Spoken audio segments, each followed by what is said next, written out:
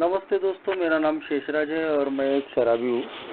हाय शेषराज भाई। हाय हाय सभी भाइयों को नमस्कार। भगवान की असीम कृपा है, अल्कोहलिक्स एनोनिमस का साथ है, आप सभी भाइयों की मदद है। आज भी मैंने शराब नहीं पी और बहुत ही बढ़िया महसूस कर रहा हूँ। The thought of bill and Bob group का मैं बहुत बहुत आभारी हूँ, जो बार बार दोस्तों मुझे अपने अनुभव साझा करने का मौका देते रहते हैं। और आज का जो टॉपिक रखा है दोस्तों, मनी एंड सोब्राइटी, पैसा और सात्विकता, ये भी मेरे जैसे शराबी के लिए एक बहुत ही जरूरी टॉपिक है दोस्तों। खुद मैं भी इस चीज से गुजरा हुआ हूँ, आज भी गुजर रहा हूँ, और मुझे लगता है कि मेरी सोब्राइटी के लिए, मेरी सात्विकता के लिए ये बहुत ही जरूरी चीजें हैं, जिस पर आज भी मुझे काम करते रहना पड़ता है। दोस्तों, ये मेरे ईश्वर की कृपा है और अल्कोहलिक्स एनोनिमस की इस फेलोशिप की मदद है कि मेरे जैसा एक रॉक बॉटम अल्कोहलिक, 24 घंटे दारू में फंसे रहने वाला और लगभग मरने की कगार पे पहुंचा हुआ व्यक्ति ए में आके नई जिंदगी जी रहा है, शराब से दूर है। और ये जो सोब्राइटी आज मुझे हासिल हुई है दोस्तों, इससे बढ़कर कोई कीमती चीज मेरी जिंदगी में आज तो नहीं है।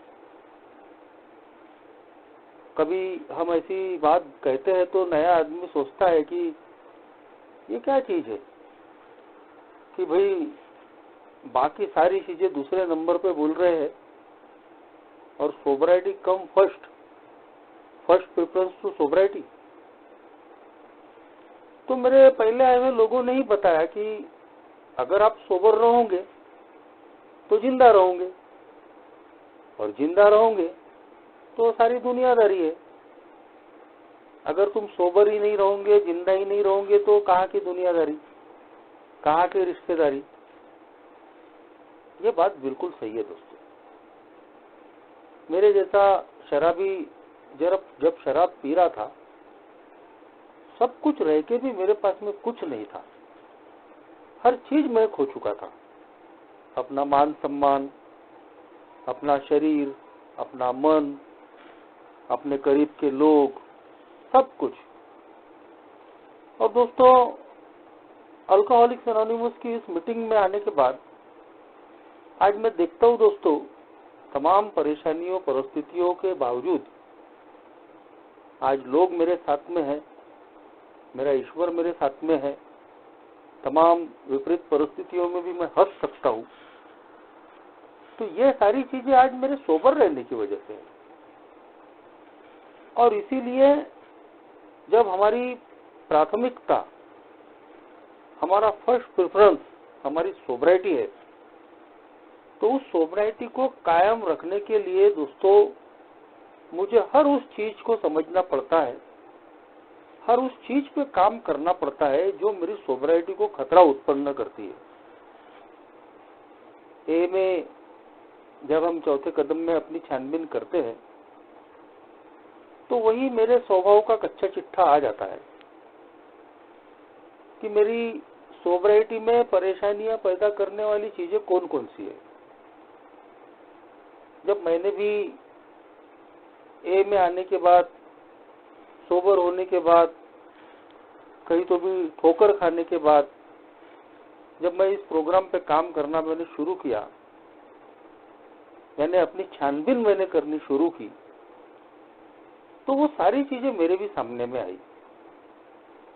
अल्कोहलिक्स एनोनिमस में उसको हम सभी जानते हैं, कैरेक्टर के डिफेक्ट्स बोले गए, स्वभाव दोष। जो ये मेरी जो अच्छी खासी जिंदगी चल रही है, मेरी जो सोब्राइटी आज मुझे मिली है, शराब की दूरी, कैसे उसको खराब करने का काम ये चरित्र के दोष करते हैं। इनको समझ के इन पे निरंतर काम करना मेरे लिए कितना आवश्यक है,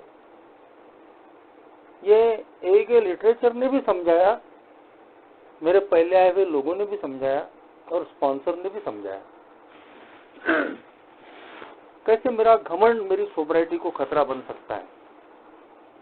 मेरे अंदर की काम वासना, लस्ट, मेरे अंदर की खुन्नस की भावना, गुस्से की भावना, जलन, जेलसी, ईर्ष्या की भावना, मेरा आलसीपन, मेरा पेटूपन, और वैसे ही दोस्तों मेरा ग्रेड, मेरी लालच, जो आज के सब्जेक्ट से भी जुड़ी हुई है। अल्कोहलिक्स एनोनिमस में आने के पहले भी दोस्तों मैंने महसूस किया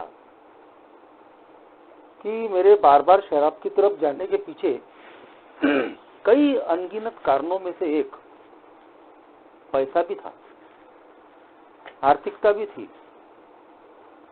जिसमें मैंने देखा दोस्तों कि मेरा शराबीपन ऐसे समय शुरू हुआ कि जब मैं अपने पाँव पे भी खड़ा नहीं था। शुरुआत में मैंने किसी ने पिला दिया तो पी लिया, यहां से मेरा सफर शुरू हुआ। और बाद में एक जो ग्रैंडियोसिटी की जो बात आती है एक शराबी में, दिखावे का बड़प्पन करने वाला, रहता कुछ नहीं है और लोगों को दिखाने के लिए वो ऐसी चीजें करने की कोशिश करता है कि जो उसके पास है ही नहीं। मेरा शराबीपन इसका बहुत बड़ा उदाहरण है कि कितना मैं बड़प्पन की भावना से भरा हुआ था, कैसे लोगों को दिखाने के लिए मैं एक दोहरी जिंदगी जी रहा था। मेरे घर में मेरे पिताजी खुद शराबी थे, खुद उनकी बर्बादी मैं देख चुका था और मैंने खुद वो अनुभव ले चुके थे। एक शराबी कैसे बर्बाद होता है, उसके घर के लोगों को कैसी परेशानियों का सामना करना पड़ता है। और उसके बावजूद दोस्तों जब मेरे खुद के हाल बेहाल थे, मैं अच्छे ढंग से पढ़ाई नहीं कर पा रहा था, अपने पांव पे नहीं खड़ा था, घर की जिम्मेदारियां उठाने के लायक नहीं था, उसके बावजूद दोस्तों मैं नशे का शौक कर रहा हूँ। पहले फ्री में ही सही, लेकिन वही फ्री का शौक बाद में जब मेरी हैबिट बन गया तब भी मैं समझ नहीं पा रहा हूँ। उसी नशे ने मुझे हेरा फेरी करना सिखाया, जहां भी मैं छोटा मोटा काम करता था, उधार करना सिखाया। दारू के लिए लोगों से लड़ना घर में पहले शुरू हुआ, जबरदस्ती पैसे मांगना, बहाने करके पैसे मांगना, किसी के पीछे पड़ना। ये ग्रैंडियोसिटी का सबसे बड़ा उदाहरण था कि जो मैं हूं नहीं वो दिखाने की कोशिश कर रहा हूं। शराब का शौक पालने की स्थिति में मैं बिल्कुल नहीं था। शराब के शौक करने के लिए मेरी ताकत नहीं थी, मेरी अवस्था नहीं थी। और आखिर उन चीजों ने मेरे साथ में जो किया वो आखिर वही बर्बादी का कारण बना। एक शराबी और उधार, कर्जा, ये दोनों चीजें बिल्कुल जुड़ी हुई है। यही असली समस्या है। जब मैं ऐसी महत्वपूर्ण चीजों को नजरअंदाज करता हूँ, अल्कोहलिज्म में भी किया मैंने, और मैंने रिकवरी में भी गलतियां की। रिकवरी में भी मेरे हाथों से वो चीजें हुई कि जब मैंने अपनी ग्रैंडियोसिटी या पैसों का सही तरीके से उपयोग न करना, कर्जे लेना, तो ये मैंने एक ही रिकवरी सोब्रिटी में भी वो दुख तकलीफ सहन की है। तो ये चीजें दोस्तों कहीं तो भी धीरे धीरे समझ में आती है एम में कि मेरी सात्विकता को खराब करने वाली, उसको खतरा पैदा करने वाली चीजों में ये जो मनी मैटर है, पैसों का जो मामला है, आर्थिकता का जो मामला है, तो ये भी दोस्तों बहुत महत्वपूर्ण चीज है। मैं वो दिन, इनका माइक बंद कीजिए, आनंद हिवरकर का। आनंद हिवरकर जी माइक बंद कीजिए। तो कहीं तो भी दोस्तों मैंने अल्कोहलिज्म के दिनों में भी पैसों को सही ढंग से हैंडल नहीं करने की वजह से, अपनी वास्तविकता को स्वीकार नहीं करके नहीं जीने की वजह से मैं कर्जों का शिकार हुआ। मेरी स्थिति ऐसी थी, जब शराब पूरी उफान पे थी, कमाना धमाना कुछ नहीं और शराब के लिए कर्ज करना। बड़ी मुश्किल से अपने काम पे मैं दारू का जुगाड़ करने लायक कमाता था और सबसे पहले दोस्तों वो दारू वालों की, शराब वालों की उधारी में डालता था, क्योंकि मालूम है कि उनका अगर पैसा मैंने रोका तो मुझे शराब नहीं मिलेगी और वो पैसा देने के बाद में फिर और उधार शराब मिलती थी। लेकिन वो जो तनाव मैंने भोगा था, उस तनाव की कुछ आज भी मैं उसको बयां नहीं कर सकता। एक बस्ती के ही एक साहूकार से मैंने कर्जा ले लिया था और आखिरी दिनों में दोस्तों मैं भ्रम का शिकार हो गया था, हेलुसिनेशन का। एक शराबी कर्जा लेना जानता है, उसको जब गरज होती है तो अपनी गरज पूरी करने के लिए किसी भी हद तक गिरेगा, कुछ भी करने के लिए तैयार रहेगा, झूठ बोलेगा, बेईमानी करेगा, टोपी पहनाएगा, कुछ भी करेगा। लेकिन एक बार पैसा ले लेता है तो उसको देना नहीं आता। ये चीजें मैंने अनुभव की है। तो अनगिनत उदाहरण मेरी अल्कोहलिज्म के दिनों के वो याद आते हैं दोस्तों, कि कैसे अपनी शराब को गरज पूरी करने के लिए या ग्रैंडियोसिटी में आके दिखावे का बड़प्पन दिखाने के लिए मैंने लोगों से कर्जे लिए, पैसे लिए, उधार लिए, और जब मैं उनको वापस नहीं कर पा रहा हूँ तो मेरा जीवन तनाव में जा रहा है। मैं हमेशा डरा हुआ महसूस कर रहा हूँ वो देनदारी की वजह से, और ये चीजें मुझे फिर दोबारा शराब की तरफ लेके जा रही है। तो जैसा कि एक शराबी मेरे जैसा लेना जानता है लेकिन देना उसको होता नहीं, वो स्थिति मैंने अल्कोहलिज्म में भोगी है। तो जो कर्जा मैंने एक अपने ही बस्ती के एक साहूकार से मैंने लिया था दोस्तों, तो मेरा तो जीना दूभर हो गया था। घर से जब मैं निकलता था तो इतना डर के निकलता था कि वो कहीं दरवाजे पे तो नहीं खड़ा है, चौक में तो नहीं खड़ा है, वो जहाँ रहता है वहां से गुजरने के लिए मुझे डर लगता था। वो कभी घर पे तो नहीं आ जाएगा, वो कहीं और जा भी रहा होगा तो मुझे हेलुसिनेशन होते थे कि वो मुझे देख रहा है, वो कहीं आकर कुछ बोल तो नहीं देगा। और वो जानता था कि मैं एक अल्कोहलिक हूँ, पूरा शराबीपन में फंस चुका हूँ। उसने कभी भी मेरे से कोई गलत बात नहीं की, कोई गलत भाषा उपयोग नहीं की, लेकिन मैं अपने डर का मारा था और वही डर मुझे फिर बार बार शराब की तरफ लेके चले जाता था। तो ये अपने आप की जो वास्तविकता भूल के एक दिखावे के बड़प्पन में जीने की जो आदत मेरे जैसे शराबी की होती है, उन चीजों से वो कैसे फंसता है, इसको मैंने दोस्तों महसूस किया है।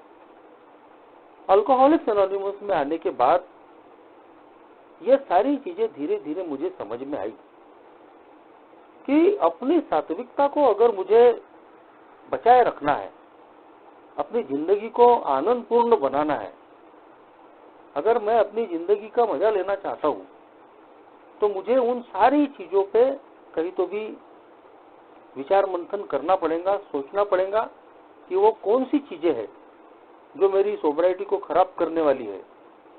दारू से तो दूर हूँ, लेकिन जीने का मजा, जीने का जो आनंद है, वो जो छीनने वाली चीजें हैं, उन पर मुझे काम करना पड़ेगा। उसी में से एक ये फाइनेंशियल मैनेजमेंट, ये पैसा जो है, इसको कैसे हैंडल करना, ये भी दोस्तों मुझे अपने गलतियां करके अनुभव से ही सीखने को मिला। आज मैं पूरी कोशिश करता हूं दोस्तों कि मैं कर्जे से बचूं। मैं ये नहीं कहता कि मुझे गरज नहीं पड़ती, हम परिवार वाले लोग हैं, पारिवारिक जिम्मेदारियां होती है, बहुत सारी चीजें भी होती है जिनको निभाने के लिए कहीं तो भी एक दूसरे की मदद लेनी भी पड़ती है। मगर अल्कोहलिक्स एनोनिमस में शुरुआत के दिनों में जो मैंने गलतियां की थी और फिर लोगों की भी गलतियां मैंने देखी। एक का प्रोग्राम दोस्तों मैं हमेशा बोलता हूं कि हम अपने अनुभव से भी सीख सकते हैं और दूसरे लोगों के अनुभव से भी सीखने को मिलता है। तो मैंने दोनों चीजों से मैंने सीखा कि कैसे मैं ए में आने के बाद जब मेरी शादी हो गई तो शादी के वक्त कर्जा करना मुझे पड़ा, क्योंकि मेरी स्थिति खराब थी और शादी तो एक बार होती है। अभी का चाहे जैसा भी कर लो, जहाँ से भी लेना है ले लो और शादी कर लो। लेकिन फिर भी एक अच्छा हुआ कि एक ही संगत में था, तो मैं थोड़ी बहुत अपने आप पर लिमिट रख पाया, रिस्ट्रिक्शन रख पाया, तो जिसका मुझे फायदा भी हुआ। मैंने पूरी विनम्रता के साथ दोस्तों मेरे ससुराल वालों को बिल्कुल हाथ टेक के बोल दिया था कि भाई उनकी आर्थिक स्थिति बहुत ज्यादा अच्छी थी, मेरी खराब थी। और जब उन्होंने मेरा बजट पूछा तो मैंने साफ तौर पे अपना बजट रख दिया। तो उन्होंने बोले ऐसा थोड़ी होता है, बोले इतने कम में थोड़ी होगा, बोले हमारे यहाँ भी पहली शादी है, बोले तो हमको भी अच्छे से करना है। मैंने उनको साफ बोला दोस्तों, अल्कोहलिक्स एनोनिमस में 2 साल की मेरी सोब्राइटी थी, थोड़ा बहुत इतना सीखा था कि भाई दिखावे के बड़प्पन में ज्यादा मत जाओ, जो है अपनी वास्तविक स्थिति रखो, और उसका फायदा हुआ दोस्तों। मैंने उनको साफ बोल दिया कि मेरी हैसियत इतनी नहीं है कि मैं ज्यादा खर्चा कर सकूं, और मैं जितना अमाउंट खर्च कर सकता हूं उनका उतना उनको मैंने बता दिया। और उन्होंने बोले कि ठीक है, बोले हम इसमें भी मान लेते हैं, लेकिन फिर आपको बीच में बोलने का अधिकार नहीं रहेगा। अरे मैं बोला मेरी शादी हो रही है, अब क्या बीच में बोलना है, तुमको जो करना है करो। और दोस्तों बिल्कुल राजेशाही थाट में मेरी शादी हुई थी। आज भी लोग, एक मेंबर भी और बाहर के लोग भी याद करते हैं, उसके लिए मैं अपने ससुराल वालों का बहुत आभारी हूँ। लेकिन मैं उस पहले ही अपने सोब्राइटी के उदाहरण से एक बात सीखा कि जो ग्रैंडियोसिटी से मैं बचा, दिखावे के बड़प्पन से मैं बचा, तो मैं अपनी सात्विकता को कहीं तो भी बरकरार रख सका। मैंने एक अन्य मेंबर को ऐसे ही शादी में बहुत कुछ उधार लेकर, इधर उधर से लेकर, मैंने कर्जे में शादी करते हुए देखा। हम जैसा मैंने बताया कि हम कर्जा लेना हमको आता है, लेकिन चुकता करते करते हमारी हालत टाइट हो जाती है। तो मैं बहुत ज्यादा कर्जे में फंसने से दोस्तों, जो मैंने अपनी विनम्रता के साथ में अपनी स्थिति सामने में रख दी थी, तो उसका मुझे फायदा हुआ। लेकिन उसके बावजूद भी वही कर्जा थोड़ा बहुत जो था वो चुकता करने के लिए मुझे एक बैंक लोन लेना पड़ा था, और तकरीबन 5 साल मुझे उसकी किस्तें भरनी पड़ी थी।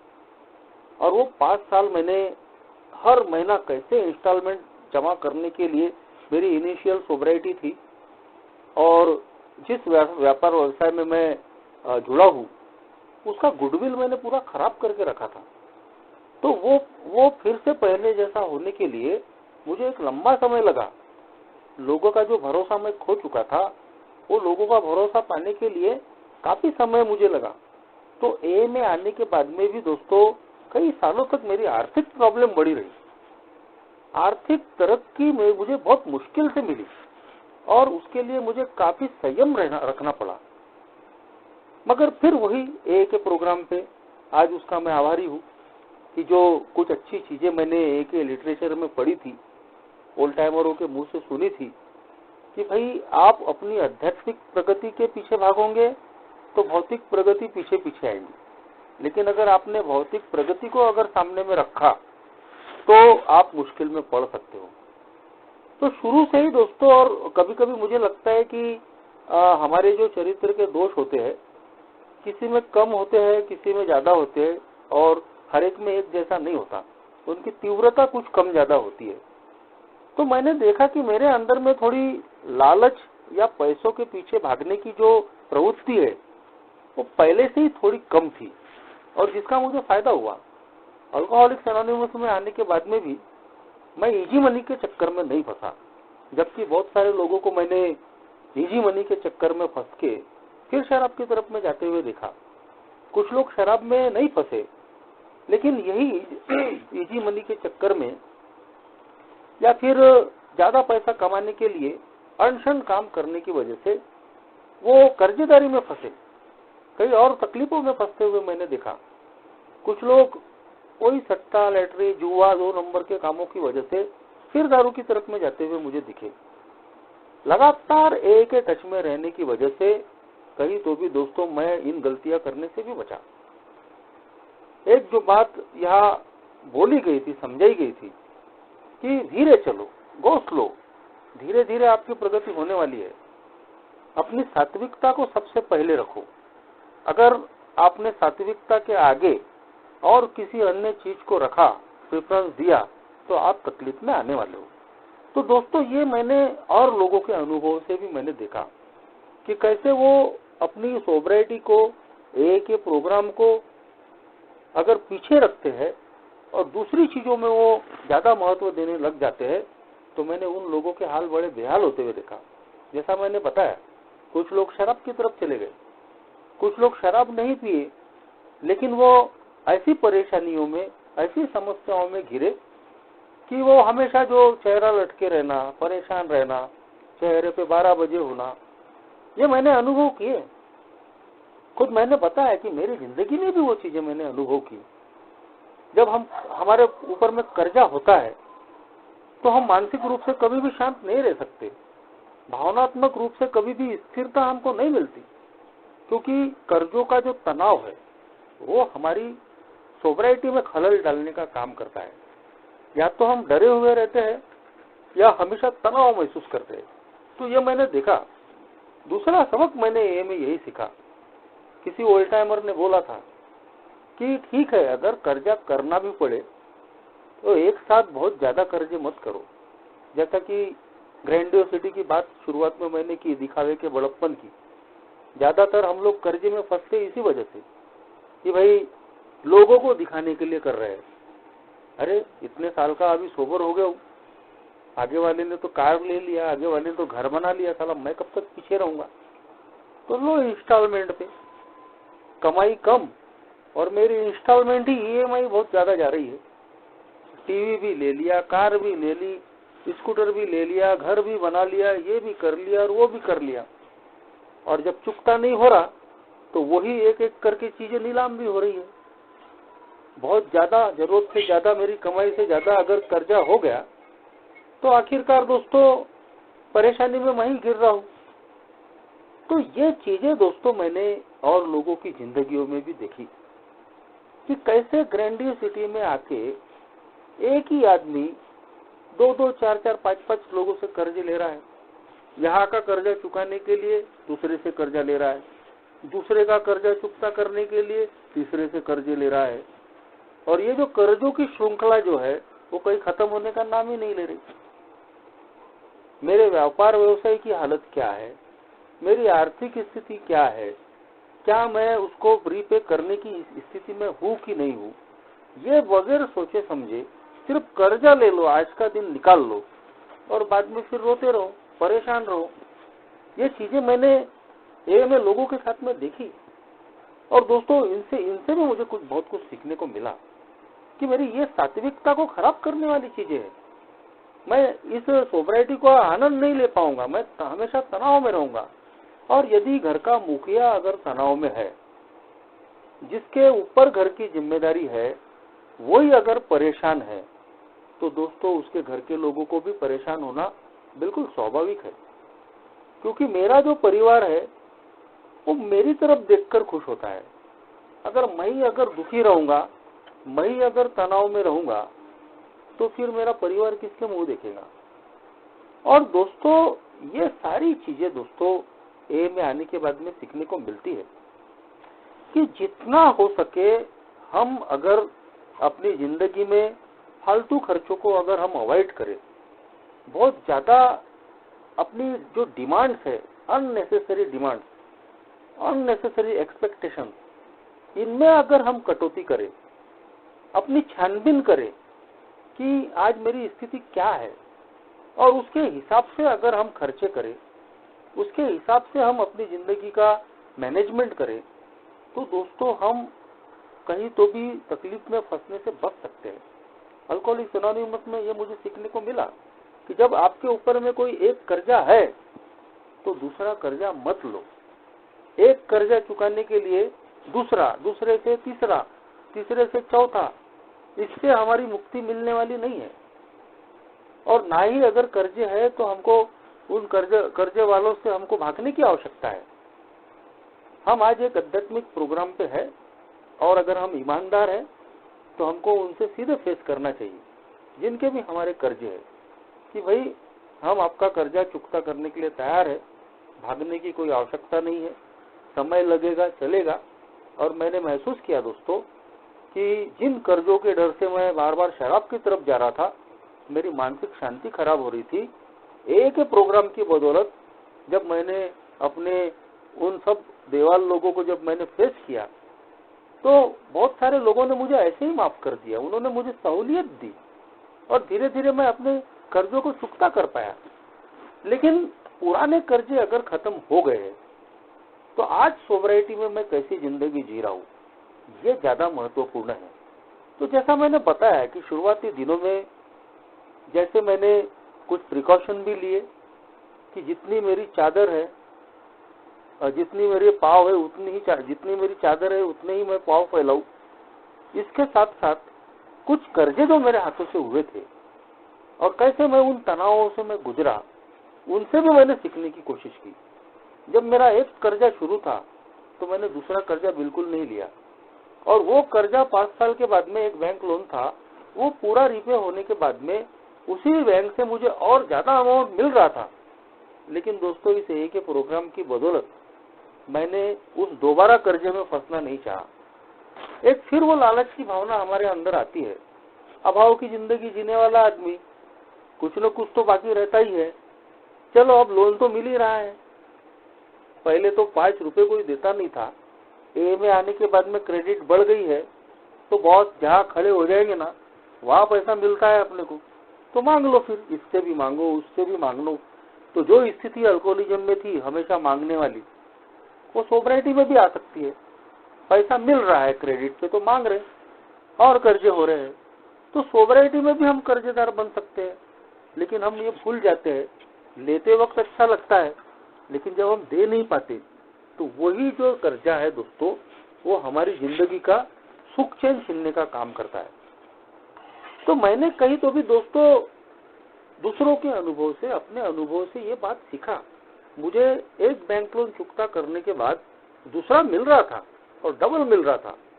लेकिन मैं दोस्तों जो स्वतंत्रता मुझे 5 साल के बाद में मिली थी, जो एक फ्री माइंड में हुआ था पहला कर्जा चुकता होने के बाद, मैं नहीं चाहता था दोस्तों कि अब मैं दूसरे कर्जे में फंसूं। आज भी दोस्तों मैं पूरी कोशिश करता हूँ आखिर तक, और मेरा भगवान क्या है कि मेरी परीक्षा लेते रहता है। वो मुझे कभी कभी इतना यानी परेशान कर देता है, परीक्षा ऐसी होती है मुझे लगता है कि मेरा काम होगा कि नहीं होगा, जो मेरी जिंदगी में जो जिम्मेदारियां आई है या जो चीजें मेरे सामने में आई है वो मेरी पूरी होगी कि नहीं होगी। ये कई बार मेरे साथ में होता है। अंतिम क्षण तक वो मेरी परीक्षा लेता है कि देखते हैं कि ये कितना प्रोग्राम प्रैक्टिस कर रहा है। क्या मैं शॉर्टकट मारने की तो कोशिश नहीं कर रहा हूँ। शॉर्टकट मारना यानी फिर वही गलत चीजों में जाना। लेकिन मैं देखता हूँ दोस्तों कि मेरा कोई भी काम रुकता नहीं है। इन 14 सालों के सफर में मैंने देखा, चाहे वो बच्चों के एजुकेशन से जुड़ा हुआ हो, चाहे वो हेल्थ संबंधी प्रॉब्लम हो या और कोई सामाजिक लेन देन का प्रोग्राम हो, कोई भी प्रॉब्लम हो, मेरी गरज मेरे भगवान ने बराबर पूरी की है। सिर्फ उसने मेरे संयम की परीक्षा की है। कई बार संयम खो के मैंने गलतियां भी की, कर्जे ले लेना या फिर और कुछ काम कर लेना, और लेकिन मैं बाद में देखता हूँ कि तकलीफ में मैं ही गिरता हूँ। तो कहीं तो भी दोस्तों आज अल्कोहलिक्स एनोनिमस में मुझे अपनी सात्विकता, अपने जीने के आनंद को कायम रखने के लिए बहुत ही ज्यादा अलर्ट रहना पड़ता है। अंतिम क्षणों तक जो मेरी संयम की परीक्षा होती है उसमें अगर मैं पास होता हूँ तो अचानक मैं देखता हूँ दोस्तों कि जिस चीज के लिए मैं तड़प रहा था, आर्थिकता का ही मामला बता रहा हूँ, वो चीजें अचानक मेरी पूरी हो जाती है। जब मैं बिल्कुल अपेक्षा ही नहीं करता हूँ तो कहाँ से मेरे पास में पैसा आ जाता है मुझे भी पता नहीं चलता। लोग घर में आके पैसा दे देते हैं। ये भी मिरेकल्स मैंने ये में देखे हैं।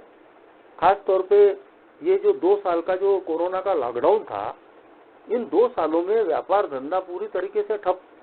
मैं घर में ही पड़ा हुआ हूँ, उसके बावजूद दोस्तों किसी प्रकार की कोई विशेष तकलीफ नहीं गई। हर चीज मेरी कभी कहीं तो भी पूरी हुई। लोगों ने कहीं तो भी कुछ लोगों ने घर पर आकर पैसा दे दिया, कुछ ऑनलाइन पेमेंट कर दिया। तो मेरी कोई भी जो समस्या है वो रुकती नहीं है। अगर मैं अपने आप को अगर मैंने संयमित नहीं रखा और मैंने अगर भावनाओं में आके या तनाव में आके या डर में आके कि मैं जो चाहता हूँ वो होगा या नहीं होगा, मेरी गरज पूरी या होगी या नहीं होगी, अगर मैं गलत काम में फंस जाता हूँ तो बाद में पछताना मुझे ही पड़ता है। तो अल्कोहलिक्स एनोनिमस में आने के बाद में दोस्तों एक बहुत ही महत्वपूर्ण चीज सीखने को मिली जो मेरी सात्विकता को बरकरार रखने के लिए बहुत जरूरी है कि बिल्कुल पैसा मेरी जिंदगी की गरज है और इससे कोई इनकार नहीं कर सकता। तो मराठी में एक मन है कहावत की सर्व सोंग करता येतं पैशाचं सोंग करता येत नाही, यानी हर प्रकार का ढोंग हम कर सकते हैं लेकिन आर्थिकता का ढोंग नहीं किया जा सकता। हम लोगों की जिंदगियों में पैसे का रोल है और इससे कोई इनकार नहीं कर सकता। लेकिन अल्कोहलिक्स एनोनिमस का प्रोग्राम हमको सिखाता है दोस्तों कि फाइनेंशियल प्रोग्रेस या फाइनेंशियल सेटिस्फेक्शन, ये एक बहुत अच्छी चीज मुझे मेरे स्पॉन्सर के मुंह से सुनने को मिली थी। फाइनेंशियल प्रोग्रेस ठीक है, होनी चाहिए, लेकिन फाइनेंशियल प्रोग्रेस के चक्कर में मैं अगर पैसा कमाने की अंधी दौड़ में शामिल हो गया, सारी चीजों को मैंने कहीं तो भी पहले नंबर पे रख दिया, भौतिक तरक्की को, और जो जरूरी चीज है मेरी सोब्रिटी, अगर उसको मैंने सेकंड नंबर पे ला लिया तो मैं तकलीफ में आने वाला हूँ। और अनगिनत लोगों को हमने देखा है कि जो पैसा कमाने की अंधी दौड़ में या भौतिकता के चक्कर में वो इतना आगे निकल जाते हैं, ए के प्रोग्राम को भूल जाते हैं, ए को भूल जाते हैं, शॉर्टकट मारने के चक्कर में, या बिग शॉर्टिज्म का मतलब है कि बड़े बड़े सपने, बड़े बड़े ख्वाब, जमीन कुछ नहीं है लेकिन अपनी हैसियत, अपनी वास्तविकता उसका स्वीकार न करते हुए बड़े टारगेट फिक्स करना। और कहीं तो भी ऐसे लोगों को भी दोस्तों कुछ लोगों को मैंने अपनी सोब्रिटी गवाते देखा। और एक मेंबर ऐसे थे कि सोब्रिटी तो नहीं गई उनकी, मगर वो ए से बाहर हो गए, कुछ नहीं उनके पास में, सिर्फ प्रोजेक्ट। और दोस्तों लाखों का प्रोजेक्ट है, लाखों की कमाई होने वाली है, ए के मेंबरों से भी वो पैसा ले रहे और ए के मेंबर भी लालच में आके अपनी बीवी के गहने दे रहे, कोई कर्जा करके पैसा दे रहा है। और उनका जो प्रोजेक्ट है उस मेंबर का, वो हवा का हवा में ही रह गया। और एक नौबत ऐसी आई कि वो प्रोजेक्ट भी फेल हो गया और ए के मेंबरों का जब पैसा वो चुकता नहीं कर पा रहे थे तो आखिरकार उनको ए से भी जाना पड़ा बाहर और अपना घर भी छोड़ना पड़ा। वो व्यक्ति सोबर जरूर है लेकिन दोस्तों आज ए से बाहर है, आज भी हालत जैसी की वैसी है। ये बिग शॉर्टिज्म कि हम अपना आकलन नहीं करेंगे, अपनी छानबीन नहीं करेंगे, मेरी फाइनेंशियल पोजीशन क्या है, मेरे व्यापार व्यवसाय की हालत क्या है, क्या मेरी स्थिति है ऐसी कि मैं बड़े बड़े ख्वाब देखूं और सिर्फ कर्जों के भरोसे ही कोई गेम खेलने की कोशिश करूं और अगर वो पूरा नहीं हुआ तो फिर तकलीफ में गिरूं। ये लोगों के अनुभव भी दोस्तों मुझे बहुत कुछ सिखाते चले गए कि फाइनेंशियल प्रोग्रेस बिल्कुल जरूरी है, इसमें कोई दो राय नहीं है। अपना परिवार पालना है और सामाजिक लेन देन है, सारी चीजों के लिए, जीने के लिए पैसे की आवश्यकता है, इसको कोई इनकार नहीं कर सकता। लेकिन आज मुझे कहीं तो भी इस बात का ध्यान रखना पड़ता है, समाधानी रहना। ए का प्रोग्राम मुझे कहीं तो भी समाधानी रहना सिखाता है कि मैं इतना भी ग्रीड में न आऊं, इतना भी लालच में न आऊं कि मेरे दिमाग में 24 घंटे सिर्फ पैसा पैसा ही घूमे और सात्विकता को मैं भूल जाऊं, अपनी सोब्रिटी को कहीं तो भी दाव पे लगाने का काम करूं। जब हम इजी मनी के चक्कर में फंसते हैं, शॉर्टकट मारने की कोशिश करते हैं, तो इसका मतलब साफ है कि हम सोब्रिटी से पंगा ले रहे हैं। और दर्जनों उदाहरण है ए में, कोई सट्टा, लैटरी, जुआ, 2 नंबर के काम, गलत कामों में फंस के जब तकलीफ में आ गए तो कुछ लोगों ने सुसाइड कर लिया, कुछ लोगों ने शराब पी ली। कई सालों की सोब्रिटी के बाद में अगर हमको सुसाइड करने के थॉट्स आ रहे हैं तो ये हमारी छानबीन का विषय है।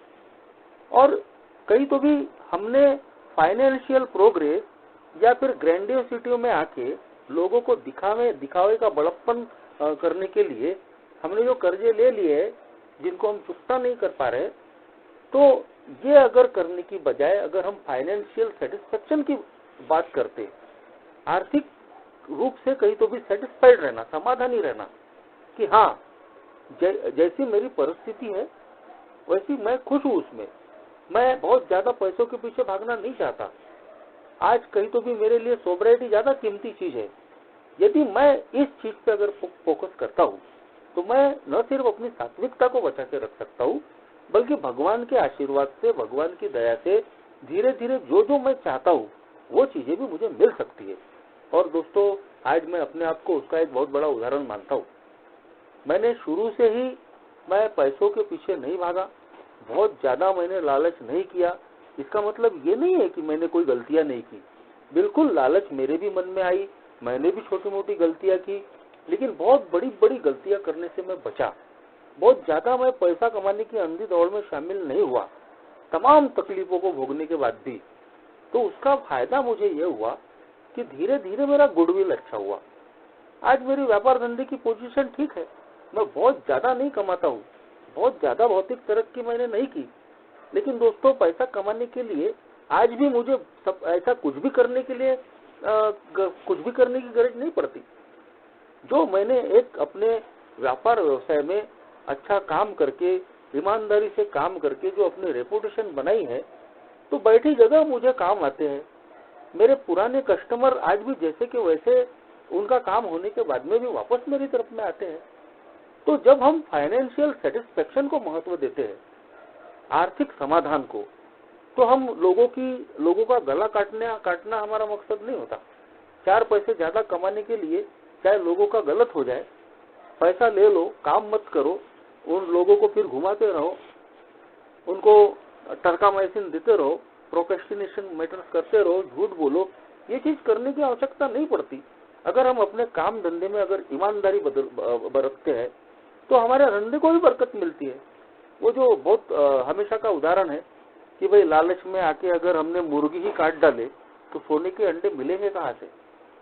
मगर मुर्गी वही नहीं काटेगा जो फाइनेंशियल सेटिस्फेक्शन को मानता है, आर्थिक रूप से समाधान, कि चलो भाई एक ही अंडा दे रही है सोने का, तो एक ही सही, बहुत ज्यादा एक साथ अंडे कमाने के चक्कर में अगर मुर्गी ही काट डालेंगे तो फिर तो सब कुछ जाने वाला है।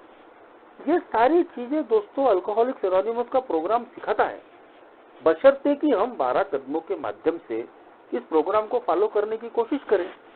दोस्तों, पैसों का या फाइनेंशियल जो मैनेजमेंट का काम है या आर्थिकता का जो मामला है, इसमें भी हम 12 कदमों को उपयोग कर सकते हैं। अगर ए में आने के बाद में भी मैं आर्थिक चीजों में फंसा हुआ हूँ, कर्जे में फंसा हुआ हूँ, मेरी फाइनेंशियल स्थिति अगर ठीक नहीं है, मैं परेशान हूँ, उदास हूँ, तो मैं पहले कदम पे जाऊँ, ये मानूं कि मेरे हाथों से कुछ गलतियां हुई है, कि मैं अटरैंडम खर्चा करता हूँ, जितनी मेरी कमाई नहीं है उससे जरूरत से ज्यादा मैं खर्चे कर रहा हूँ लोगों को दिखावे का बड़प्पन दिखाने के लिए, ग्रैंडियोसिटी में आके। तो मैं पहले कदम पे जाऊँ, हार मानूं कि हाँ मैं पैसे के सामने में हतबल हूँ और इसकी वजह से मेरा जीवन अस्त व्यस्त हो चुका है। बाद में दूसरे से लेके तो 12वें कदम तक, जैसे मैंने शराब के मामले में इन 12 कदमों का उपयोग किया है, तो वैसे ही मैं शराब शब्द हटा के पैसा शब्द उसमें रख के इन 12 कदमों का उपयोग कर सकता हूँ कि मेरी हायर पावर ही मुझे इस मामले में होश में ला सकती है। मैं अपने सारे फाइनेंशियल जो क्रियाकलाप है, पैसों के जो भी मैटर्स है, मैं अपने ईश्वर को सौंपता हूँ। चौथे कदम में अपनी फाइनेंशियल इन्वेंट्री लेना, इसके बारे में मैं आखिरी में बताना चाहूंगा कि मेरे स्पॉन्सर ने मुझे बोला था जब मैंने चौथे कदम की इन्वेंट्री ली कि फाइनेंशियल इन्वेंट्री भी लो, और मैं उससे हमेशा भागते रहा। मुझे लगा ए में कहाँ लिखा है फाइनेंशियल इन्वेंट्री लेना, तो वो बोले ए में पुस्तक में कहीं लिखा नहीं है कि अपनी फाइनेंशियल इन्वेंट्री लेना, लेकिन हम ले सकते हैं। वो इस इन्वेंट्री में ही आता है कि भाई अगर हार्म डन्स टू अदर्स की भी इन्वेंट्री लेते हैं, कैसे हमने दूसरों को नुकसान पहुंचाया, उसमें भी हम ये आ सकती है। हम चरित्र के दोषों की इन्वेंट्री ले रहे हैं, मोरल इन्वेंट्री, तो हमारे आर्थिक व्यवहार कैसे है, क्या उससे हमारे परिवार को तकलीफ हुई है कि नहीं हुई है, लोगों को तकलीफ हुई है कि नहीं हुई है। तो ये फाइनेंशियल इन्वेंट्री में आ सकता है कि हम कमा कितना रहे, खर्चा कितना कर रहे हैं, जहाँ पैसों का संबंध आता है हमारे व्यवसाय से, नौकरी से, क्या ईमानदारी से वहाँ काम कर रहे हैं कि नहीं कर रहे हैं। ये फाइनेंशियल इन्वेंट्री अगर हम लेते हैं तो उससे हमको फायदा मिलता है। मैं हमेशा इनकार करते रहा, नहीं मेरा तो फाइनेंस का उतना मैटर ही नहीं है, मेरे को तो अभी पता ही नहीं है कि मैं महीने का कितना कमाता हूँ, तो मैं कैसे उसकी इन्वेंट्री ले लूँ। लेकिन ये सब मेरे बहाने थे।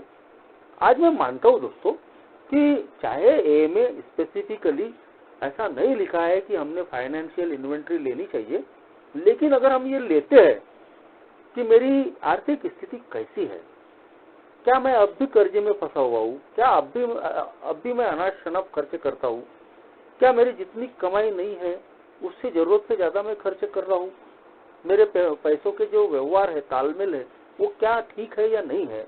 इसकी फाइनेंशियल इन्वेंट्री, आर्थिक छानबीन अगर नैतिक लोकाजोखा हम करते हैं तो उसका हमारी सोब्राइटी में ही फायदा होता है। एक मेंबर बताते हैं कि वो पूरा महीने भरे का लिखते हैं कि उन्होंने कमाया कितना और खर्चा कितना हुआ, और उस इन्वेंट्री से उनको पता चलता है कि जरूरत से ज्यादा तो खर्चा नहीं हो रहा, क्योंकि जितनी कमाई नहीं है उससे अगर ज्यादा का खर्चा हो रहा है तो फिर कर्जे का शिकार होना पक्का है। और फिर दूसरी बात, एक कर्जा हो गया तो उसको चुकता करने के लिए क्या दूसरा कर्जा कर रहे हो, दूसरे को चुकता करने के लिए तीसरा कर रहे हो। क्योंकि अगर कर्जों में फंसे हुए हैं तो फिर इस सोब्राइटी का आनंद तो हमको मिलने वाला नहीं है, हम परेशान रहेंगे, हम बिल्कुल हमारे चेहरे के 12 बजे ही रहने वाले हैं। तो चौथे कदम में मैं अपनी इन्वेंट्री ले सकता हूँ, वही प्रोसेस। 5वें कदम में अन्य व्यक्ति के साथ में अपने गुनाहों को शेयर करना, क्या मैंने फाइनेंस के संबंधित कोई अपराध तो नहीं किए, लोगों को गले तो नहीं काटे हैं। अगर गलतियां की है फाइनेंशियल बातों में, उसको स्वीकार करना। 6वें 7वें कदम में उन्हीं फाइनेंशियल जो मेरे एरर्स हुए हैं, गलतियां हुई है, उनको दुरुस्त करने की कोशिश करना। 8वें 9वें कदम में जिनको मैंने नुकसान पहुंचाया है अपने पैसों की लस्ट की वजह से, और पैसों के मामले में किसी का मैंने कुछ नुकसान कर दिया है या अपने परिवार का नुकसान कर दिया है, तो मैं उनकी भरपाई करूं। अगर मैं मेरे परिवार के भी लोगों का वाजिब हक मार के अतोनात पैसा किसी भी चीज पे अपने फायदे के लिए खर्च कर रहा हूं, तो इसका मतलब है कि मैं परिवार का भी दोषी हूं। तो ये सारी चीजें मैं 8वें 9वें कदम में भरपाइयों के लिए कर सकता हूँ। 10वें कदम में जो कल हो गया सो हो गया, लेकिन आज के दिन मेरे आर्थिक क्रियाकलाप कैसे हैं, उसी ग्रेंडिसिटी में आज जी रहा हूँ क्या, कि कमाई कम खर्चा ज्यादा। आज भी कर्जे लेने की आदत है कि नहीं है। आज भी मैं सवेरे से जैसे ही उठा तो क्या मैं इसी सोच से उठाऊं कि भाई आज चलो किसी न किसी से कर्जा ले लेते हैं, देंगे आराम से। तो क्या आज मेरी सोच क्या है, मैं अपनी जो जरूरतें हैं, जो मेरी अपेक्षाएं हैं, उनको कुछ रिस्ट्रिक्शन रखना चाहता हूँ या नहीं चाहता हूँ, कि बस अपनी गरज पूरी करने के लिए चाहे कुछ भी ले लो, कुछ भी कर लो, कल जो होगा सो देखा जाएगा। एक प्राचीन काल में भारतीय संस्कृति में एक संत हुए थे, गुरु। उनका कहना था कि भाई कहीं स्वर्ग नहीं है, कहीं नरक नहीं है। चारवाक ऋषि नाम था उनका। दूध दही उधार लेके दूध दही घी खाओ। लेकिन दोस्तों ये बात उनके लिए सही थी, हम जैसे शराबियों के लिए सही नहीं हो सकती, क्योंकि हमारा मेंटल गणित अगर बिगड़ गया तो हम शराब की तरफ ही जाने वाले हैं। और पैसों का मामला एक ऐसा मामला है दोस्तों कि यदि हम आर्थिक रूप से अगर ठीक नहीं है, आर्थिक रूप से हम समाधानी नहीं है, अगर हम कर्जे में फंसे हुए हैं, अगर हमारी जिंदगी में आर्थिक परेशानियां बहुत ज्यादा है, तो हम मानसिक और भावनिक रूप से पूरी तरीके से अस्थिर रहने वाले हैं और परेशान रहने वाले हैं। और अगर हम आर्थिक रूप से, भावनात्मक और मानसिक रूप से परेशान हैं, तो उसका असर हमारे घर में भी होगा। मियाँ बीवी में झगड़े होते हैं, घर के लोगों की गरज पूरी नहीं हुई तो घर में कलह का निर्माण होता है, कर्जों की वजह से हम खुद परेशान रहते हैं। तो ये सारी चीजें दोस्तों कहीं तो भी मेरी सोब्राइटी से, मेरी संयमशीलता से, मेरी चित्त शांति से जुड़ी हुई चीजें हैं। आज मुझे इस पर बिल्कुल ध्यान रखना पड़ता है। मेरे लिए जैसा मैंने बताया कि सोबराइटी कम फर्स्ट, मेरी सात्विकता सबसे पहले नंबर पे। अगर मुझे अभाव में रहना अगर पड़ा तो रहना पसंद है, लेकिन जरूरत से ज्यादा कर्जा नहीं करना है। और मैं दोस्तों ये बोलने में मुझे फक्र है, मेरा परिवार आज मुझे साथ देता है। मैंने अपने परिवार को शुरू में भी दोस्तों काफी अभाव की जिंदगियों में मैंने जीने के लिए ये किया था। आज भी मेरा परिवार अभाव में जीने के लिए तैयार रहता है। और मैं अगर जिन चीजों को उनकी अपेक्षाओं को पूरा नहीं कर पाता तो मैं साफ साफ बोल देता हूँ कि भाई नहीं होने वाला है। जो मेरे से हो सकता है वो करने की मैं कोशिश करता हूँ। और दोस्तों वो मुझे सपोर्ट करते हैं, वो मुझे साथ देते हैं। क्योंकि यदि मैं एक आध्यात्मिक प्रोग्राम पे चल रहा हूँ, मेरे अगर तौर तरीके क्रियाकलाप ठीक है तो मेरा परिवार भी साथ देता है। मुझे उनको कन्विंस करना पड़ता है। अपने बच्चों की भी हर जिद मुझे पूरी नहीं करनी है। मैं उनको गलत आदतें नहीं लगा सकता। उनकी जो चीज मैं पूरी कर सकता हूँ उन्हीं चीजों को मैं पूरा करूँ। बस मैं बच्चों के भावनात्मक भाव में आके नहीं, अपने बच्चे तो बहुत अब किसी चीज की उनको कमी नहीं होनी चाहिए और मैं फिर उनको लाड़ प्यार में वो जो मांग रहे वो दे रहा हूँ, कर्जा करना पड़े तो भी चलेगा। तो ये चीजें करके मैं उनको भी खराब कर रहा हूँ और आखिरकार मैं अपनी भी मानसिक शांति खराब कर रहा हूँ। तो बहुत सारी चीजें आज मुझे आर्थिक मामलों में भी मैनेज करनी पड़ती है। कई बार हम लोग भविष्य के लिए कुछ बचत नहीं करते, कोई फिक्स नहीं करते। एक दिन की तो जिंदगी है बस, one day at A time, कल का कल देखेंगे। तो दोस्तों ये अल्कोहलिक्स एनोनिमस ने नहीं बोला। One day at A time, एक दिन का आधार, आज के दिन की जिंदगी जीने का मतलब ये है, ये एक भावनात्मक तरीका है अल्कोहलिक्स एनोनिमस ने हमको दिया है। लेकिन इसका मतलब ये नहीं है कि हम भविष्य के लिए कोई प्लान ही ना करें, भविष्य के लिए हम कोई विजन ही ना रखें। तो अगर इस तरीके से हम जिंदगी जिएंगे, आज की ही तो जिंदगी है बहुत, कल किसने देखा, तो हम कुछ भी सेविंग नहीं करेंगे। और सेविंग नहीं करेंगे तो हमेशा हम हाथ ही फैलाते रहेंगे। कल कोई समस्या बड़ी आ गई तो कहीं तो भी हम मुश्किल में फंसने वाले हैं। तो ये चीजों के मामले में कहीं तो भी मैं भी कमजोर था, मैं भी सेविंग नहीं करता था। और सेविंग नहीं करने की वजह से फिर जब भी कोई समस्या आई तो मुझे हाथ ही फैलाना पड़ता था। लेकिन इस ए में आने के बाद में कहीं तो भी ये सारी चीजें सीखने को मिली। एक दिन का आधार है, आज के दिन की जिंदगी है का मतलब ये नहीं है कि हम भविष्य के लिए प्लान न बनाएं, भविष्य के लिए बचत न करें। ये एक सुबुद्धि, एक सत्सद विवेक बुद्धि के साथ में कॉमन सेंस और बैलेंस का प्रोग्राम बोलते हैं इसको। तो सोच समझ के हमको अपनी जिंदगी को जीना पड़ता है। और दोस्तों इस तरीके से एक प्रोग्राम को समझ के अगर हम आर्थिक मामलों में भी बराबर ध्यान देते हैं तो बराबर हम सात्विकता को संभाल सकते हैं। तमाम तकलीफों, तमाम परेशानियों में भी हम अपनी मन शांति को बरकरार रख सकते हैं। Thank you.